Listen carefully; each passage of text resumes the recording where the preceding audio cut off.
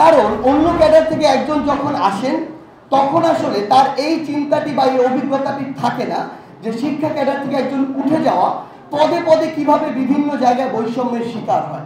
CGPA 3.50 আর 7.5 হওয়ার মধ্যে খুব বেশি পার্থক্য থাকে না, সামান্য 5 মার্কসের একটি গ্রেডিং চেঞ্জের পার্থক্য থাকে। সেই জায়গায় ইভেন 5 মার্কস দিয়ে আমি কাউকে জাজ করে ফেলতে পারি না। এই যে জনগণের প্রতি দায়বদ্ধতা, তাদের মধ্যে এই যে জবাবদিহি করার মানসিকতা কিংবা সঠিক নেতৃত্বের যে একটি গুণাবলীর বিকাশ, এই চর্চাগুলো থাকা উচিত। এই চর্চাগুলো কখনো দলীয় লেজুর ভিত্তিক ছাত্র রাজনীতির মাধ্যমে আসতে পারে না। মাঠের অলরাউন্ডার আমি, আর ঘরের all rounder Tylox. Tylox toilet cleaner, clean মানেই টাইলক্স। একদম 9 গ্রেডের ওই জায়গাটি থেকে শুরু করে যত সিনিয়র হতে শুরু করেন, প্রত্যেকটি জায়গায় তারা যেভাবে দেখেন, অভিজ্ঞতা অর্জন করেন, ওন করেন, অন্য ক্যাডারের কেউ একজন ততটা করেন না, ততটা ওন করতে পারেন না, ধারণ করতে পারেন না। সেই জায়গায় আমি এবং আমরা আমাদের জায়গা থেকে আমরা বিশ্বাস করি যে ওই শিক্ষা মন্ত্রণালয়ের সচিব পদেও শিক্ষা ক্যাডার থেকে একজন থাকা প্রয়োজন।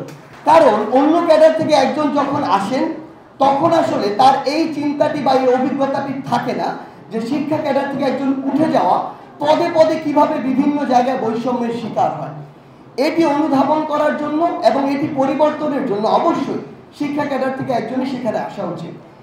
দ্বিতীয় যে জায়গাটি সেটি হচ্ছে যে আপনারা গ্রেডিংয়ের যে জায়গাটি বললেন, এটি আমাদের জায়গাতে স্পষ্ট বৈষম্য। আমরা জানি বিশ্ববিদ্যালয় লেভেলে যারা আসলে শিক্ষক হন তারা 12 থেকে 14 বছর বা সর্বোচ্চ 15 বছরের মধ্যে তারা প্রফেসর হয়ে যায়।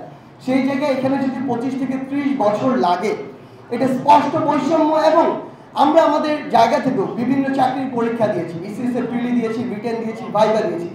আমরা দেখেছি 3 থেকে 4 বছরে এই ধাপগুলো পার হতে একজনকে কি লেভেলের পড়াশোনা করতে হয়, কতটা ধৈর্য ধরতে হয়, নিজের সাথে স্ট্রাগল করতে হয়। সেই জায়গায় একই তো ওই গ্র্যাজুয়েশন শেষ করলো, মাস্টার্স করলো, হয়তো কেউ একজন প্রথম বিশ্ববিদ্যালয়ের টিচার হয়েছে, কেউ একজন দশম হয়েছে। একজন প্রথম আর দশমের মধ্যে একাডেমিক নলেজের খুব বেশি পার্থক্য থাকে না। আমরা আমাদের বিভিন্ন জায়গায় এগুলো দেখেছি। সিজিপিএ 3.50 আর 7.5 হওয়ার মধ্যে খুব বেশি পার্থক্য থাকে না, সামান্য 5 মার্কসের একটি গ্রেডিং চেঞ্জের পার্থক্য থাকে। সেই জায়গায় ইভেন 5 মার্কস দিয়ে আমি কাউকে জাজ করে ফেলতে পারি না।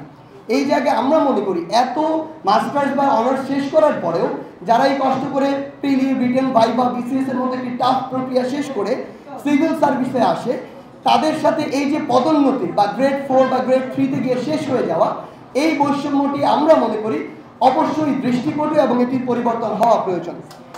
স্যারের জায়গা থেকে একটি কথা বলেছেন, সেটি হচ্ছেন যে সকল বিভিন্ন শিক্ষা প্রতিষ্ঠানের শিক্ষকদের প্রতিনিধি দল নিয়ে কথা বলা। আমরা আমাদের জায়গা থেকে মনে করি ছাত্র সমন্বয়কদের সাথে না, বরং নতুন করে একটি শিক্ষা কমিশন হচ্ছে। সেই কমিশনে আমরা আমাদের জায়গা থেকে মনে করি কমিশনের সাথে আমরা আমাদের যে বৈষম্য বিরোধী ছাত্র আন্দোলন, এই প্ল্যাটফর্মের পক্ষ থেকে কমিশনকে আমাদের জায়গা থেকে অনুরোধ করব, আপনারা যেমনটি চেয়েছেন অন্তত 20 জন হোক, 50 জন শিক্ষক হোক, সকল পর্যায়ের শিক্ষকদের একটি প্রতিনিধি দলের সাথে সেই কমিশনে যেন একটি দীর্ঘ সময় ধরে একটি আলোচনা হয়, গোল টেবিল বৈঠক হয়, সেটি ব্যবস্থা করার জন্য আমরা আমাদের জায়গা থেকে সর্বোচ্চ চেষ্টা করব এবং দাবি জানাবো।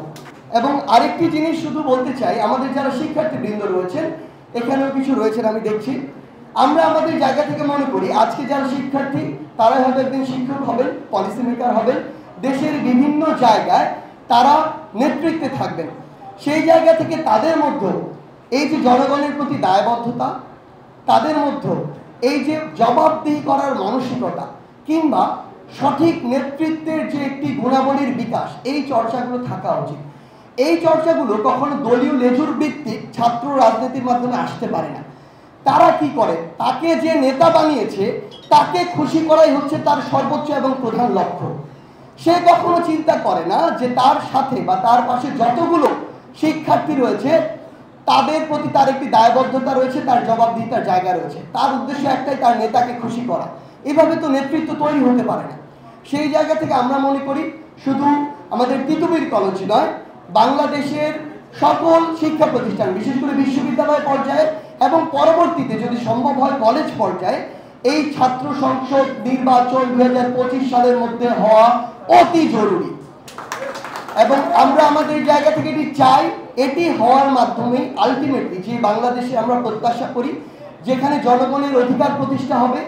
জনগণের অধিকারের সাথে কেউ যদি ক্ষমতার অপব্যবহার করে সেই অধিকার থেকে বঞ্চিত করার চেষ্টা করে, তাহলে আমরা প্রশ্ন করার সাহসটি রাখতে পারবো, জবাবদিহি চাওয়ার সাহসটি করতে পারবো, এবং একটি পক্ষ দায়বদ্ধতা তৈরি হওয়ার যে মানসিকতা সেটি হবে।